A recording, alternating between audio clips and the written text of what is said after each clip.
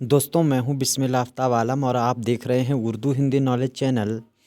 आइए जो सीरीज़ चल रही थी उसी में आगे बात करते हैं। प्रैक्टिस के तौर पे अगर आप यूजीसी नेट या जेआरएफ की तैयारी कर रहे हैं तो जनरल पेपर के लिए प्रैक्टिस की सीरीज़ मैंने शुरू की है। अगर इससे पहले की वीडियो अगर आपने नहीं देखी हैं तो आप प्लेलिस्ट में जाकर वीडियो देख सकते हैं जिसमें यूजीसी जनरल पेपर की प्लेलिस्ट बनी हुई है।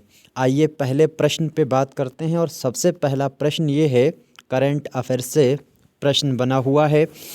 16 जुलाई 2022 ईस्वी को भारत के प्रधानमंत्री ने लगभग 14,850 करोड़ की लागत वाले बुंदेलखंड एक्सप्रेस वे का उद्घाटन कहाँ से किया। तो ये सवाल करंट का है और ये आपको पता ही होगा कि ये जो उद्घाटन इन्होंने एक्सप्रेस वे का किया है, कैथरी गांव जालौन जो है वहाँ से इन्होंने ये उद्घाटन किया है। तो पहला वाला ऑप्शन बिल्कुल आपका सही होगा। अगला प्रश्न देखिए। अगला प्रश्न है 28 जुलाई से 8 अगस्त 2022 तक आयोजित कॉमनवेल्थ गेम कहाँ हुआ। यानी ये जो गेम्स हुए हैं और ये हुए कब हैं, 28 जुलाई और 28 जुलाई से ये शुरू हुए और 8 अगस्त तक चलते रहे।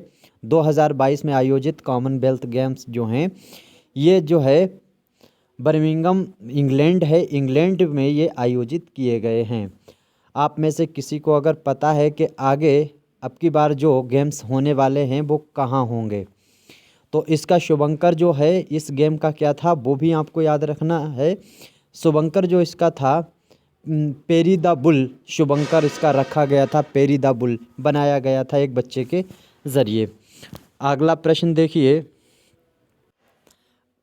अगला प्रश्न है प्रश्न नंबर 3, धारणीय विकास किसके उपयोग के संदर्भ में अंतर पीढ़ीगत संवेदनशीलता का विषय है। तो ये जो विषय है ये विषय है प्राकृतिक संसाधन। प्राकृतिक संसाधन जो है इससे संबंधित ये विषय रखा गया है। अगला प्रश्न देखिए, ये थोड़ा सा आसान प्रश्न है। इसके बाद वाला जो है प्रश्न बहुत ही अहम। ये देखिए प्रश्न नंबर 4 है, movement for change climate neutral now यह पहल किसके द्वारा परिवर्तित की गई। तो यह पहल जो है वो UNFCCC यानी सचिवालय संयुक्त राष्ट्र जलवायु संसाधन मंत्रालय जो है उसके माध्यम से ये पहल प्रारंभ की गई है। ये बात आपको याद रहे। इसका नाम आपको याद रखना है क्लाइमेट न्यूट्रल नाउ, ये आपको याद रखना है इसका टॉपिक। अगला प्रश्न देखिए। अगला जो प्रश्न है वो पर्यावरण से संबंधित है। भारत में मैंग्रोव ज्वारीय वन, मैंग्रोव जो होता है ज्वारीय वन होते हैं, वो वनस्पति मुख्यतः कहाँ पाई जाती हैं। तो ये पाई जाती हैं सुंदरबन में। और अगर पूछा जाए सुंदरबन है कहाँ तो आपका जवाब होगा बंगाल। बंगाल जो है इसमें यह सुंदरबन राष्ट्रीय उद्यान है। तो वहाँ पर उष्णकटिबंधीय जो वन पाए जाते हैं वो भी सुंदरबन में ही पाए जाते हैं और ये टाइगर के लिए बहुत ही मशहूर राष्ट्रीय उद्यान है। अगला प्रश्न देखिए।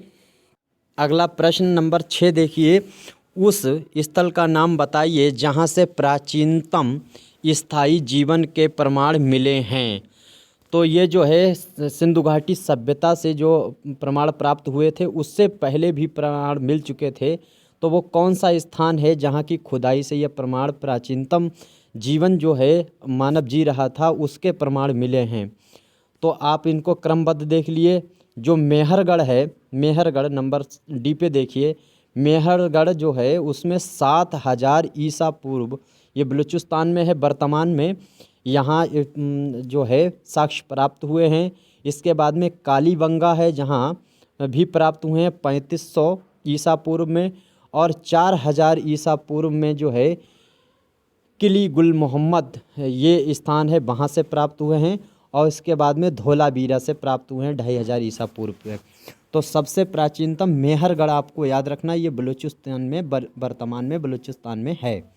अगला प्रश्न देखिए, प्रश्न है 1857 की क्रांति। नेट वालों के लिए बहुत अहम ये प्रश्न नहीं है, इससे नीचे वाला जो है नेट वाले जो स्टूडेंट हैं उनको हर हाल में याद रखने वाला प्रश्न है। ये वाला इतना अहम नहीं है। 1857 की स्वाधीनता संग्राम का प्रतीक क्या था? तो इसमें जो है कमल और रोटी इसका प्रतीक था 1857 की क्रांति का। ये आपको यहाँ से याद रहे। अगला देख लीजिए कि पश्चिमी हिमालय संसाधन प्रदेश के मुख्य प्रमुख संसाधन हैं। तो कौन से संसाधन हैं? जो पश्चिमी हिमालय संसाधन प्रदेश है उसके मुख्य संसाधन जो हैं वो 65% भूभाग पर जो है वहाँ पर वन पाया जाता है। तो ये संसाधन है पश्चिमी हिमालय प्रदेश के। अगला प्रश्न देखिए, भारतीय राज्य व्यवस्था जो है उससे संबंधित प्रश्न है। भारत में लौकिक सार्वभौमिकता है क्योंकि संविधान की प्रस्तावना आरंभ होती है। तो ये पूछना चाहते हैं कि प्रस्तावना जो आरंभ होती है भारतीय संविधान में, अगर पूछा जाए संघ सूची जो है वो अनुसूचियाँ कितनी हैं, तो आपका जवाब होगा 12। मूल संविधान में कितनी थी? तो ये मूल संविधान में सिर्फ 8 थी, बाद में 4 बढ़ा ली गई हैं। तो इसमें क्या है कि इसकी प्रस्तावना जो भारतीय संविधान की प्रस्तावना शुरू होती है तो उसमें सबसे पहला शब्द आता है हम भारत के लोग। ये शब्द शुरू होता है हम भारत के लोग। इस तरह से आपको याद रहे। अगला प्रश्न देखिए, संविधान से ही संबंधित है। निम्नलिखित में से कौन भारतीय गणतंत्र का प्रमुख है? ये बहुत ही इम्पोर्टेंट क्वेश्चन है कि निम्नलिखित में से कौन भारतीय गणतंत्र का प्रमुख है। तो आप भूल कर भाई प्रधानमंत्री मत लगा देना। प्रधानमंत्री नहीं बल्कि भारत का राष्ट्रपति जो होता है वो गणतंत्र का यूँ समझ लीजिए प्रतीक माना जाता है। अगला प्रश्न देखिए, ये भी संविधान से संबंधित है। भारत का संविधान निम्नलिखित अनुच्छेदों में से किस एक के अंतर्गत एक निर्वाचन आयोग का प्रावधान करता है? तो 324 अनुच्छेद के अंतर्गत ये प्रावधान करता है। ये बात आपको यहाँ से रखें। क्या है सवाल कि भारत का जो संविधान है वो अनुच्छेदों में से किस अनुच्छेद के अंतर्गत एक निर्वाचन आयोग होना चाहिए, यानी निर्वाचन जो आयोग है चुनाव कराने के लिए वो किस अनुच्छेद में दर्शाया गया है? तो आपका उत्तर होगा कि भारत का जो निर्वाचन आयोग है वो 324 अनुच्छेद के अंतर्गत आता है। अगला प्रश्न देखिए, अगला प्रश्न है लघु और सीमांत किसानों को पेंशन के उद्देश्य से प्रधानमंत्री किसान मानधन योजना कब प्रारंभ की गई? तो सीमांत के जो किसान हैं उनके लिए पेंशन योजना थी ये प्रधानमंत्री पीएम किसान मानधन योजना।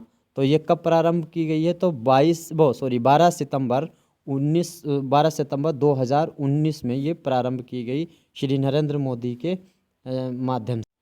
अगला प्रश्न है संयुक्त राष्ट्र मानव विकास सूचकांक किसके द्वारा विकसित किया गया?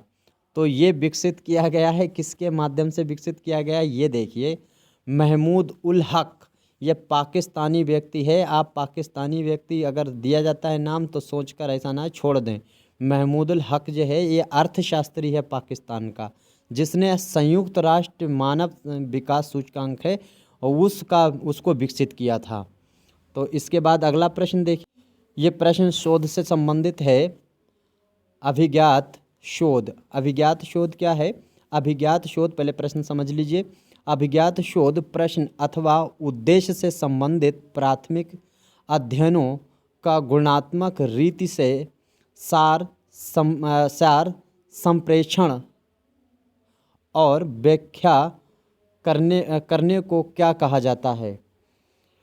तो जो है अभिज्ञान शोध होता है उसका गुणात्मक रीति से, जो गुणात्मक रीति उसकी निकाल कर गुणात्मक रीति से जो रिसर्च की जाएगी, सार संप्रेषण जो प्रस्तुत किया जाएगा व्याख्या के अंदाज में, तो उसको क्या कहा जाता है? तो वृत्तांत पुनरीक्षा जो होती है उसको कहते हैं। क्योंकि वृत्तांत जो पुनरीक्षा क्यों होती है, इसकी वजह ये है कि गुणात्मक जो रीति होते हैं उनका सार जो है तलाश किया जाता है व्याख्यात्मक अध्ययन के माध्यम से। अगला प्रश्न देखिए। अगला प्रश्न है, जब एक उत्तरदाता को स्वयं को मापे जाने की जानकारी होती है तो उसके व्यवहार पर उसके प्रभाव को क्या कहा जाता है? तो प्रतिक्रियात्मकता उसको कहा जाएगा। देखिए कि किसी भी व्यक्ति से पूछताछ की जाए और उसी पर वो जो जिससे पूछताछ की जा रही है उसी को माप करके शोध किया जा रहा हो, तो उसके व्यवहार में जब पूछेंगे यानी वो जवाब देगा तो उसका व्यवहार किस तरह का होगा, तो वो कैसा हो जाएगा, प्रतिक्रियात्मकता जो है उसके अंदर आ जाएगी। आप इसको रोक करके भी समझ सकते हैं, आप अपने आप भी पढ़कर देख सकते हैं। इसके बाद निम्नलिखित में से किसके अनुसार 10+2+3 शिक्षा प्रणाली तैयार की गई? देखिए जो नई शिक्षा नीति लागू की गई है इससे संबंधित प्रश्न अवश्य बनेंगे। तो आपको यहाँ पर क्या है, अब ये शिक्षा नीति भारत में लागू की गई है 10+2+3। अभी तक जो शिक्षा थी वो 10+2 की शिक्षा थी, ये हो गई है 10+2+3। तो ये जो गुड्स डिस्पेच था 1854 का, उसके अंतर्गत इसको देश में फिर से प्रारंभ किया गया नई शिक्षा नीति के तहत।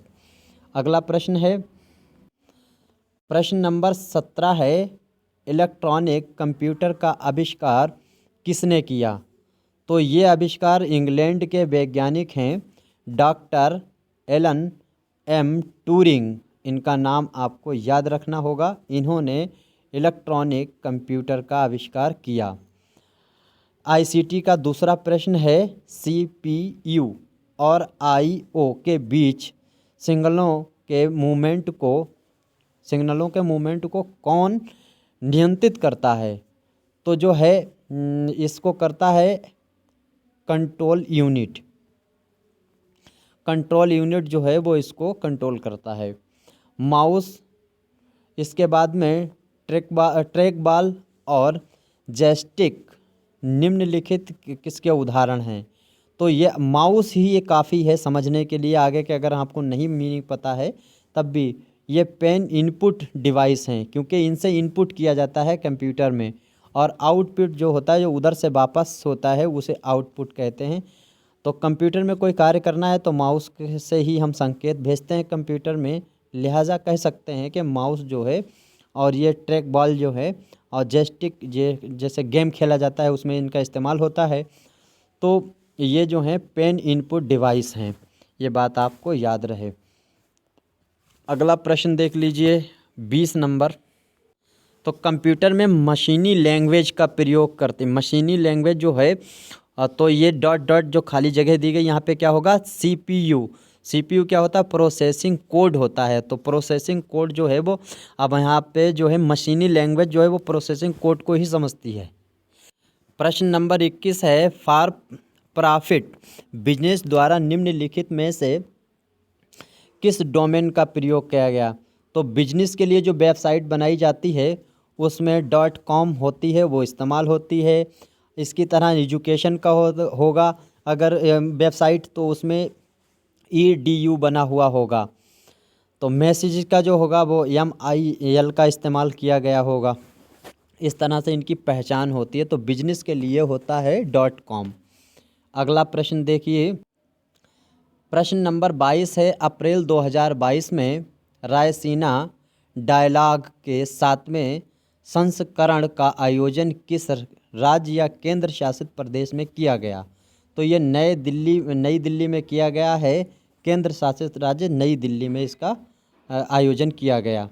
अगला प्रश्न 23 है, मार्च 2022 को भारतीय वायुसेना ने किस कंपनी के सहयोग से अपने विभिन्न वाहनों के बेड़े के लिए fleet card fuel on move पहल की शुरुआत की है? तो ये शुरुआत की है Indian oil corporation limited IOCL, इसने ये पहल की है। काहे के लिए?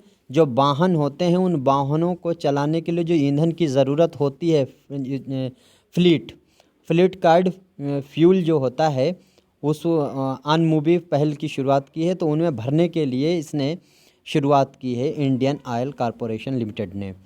अगला प्रश्न है, प्रश्न नंबर 24 है, global market outlook for solar power 2022 या 26 की रिपोर्ट कहाँ जारी की गई? तो ये जो है म्यूनिख जर्मनी में ये रिपोर्ट जारी की गई है।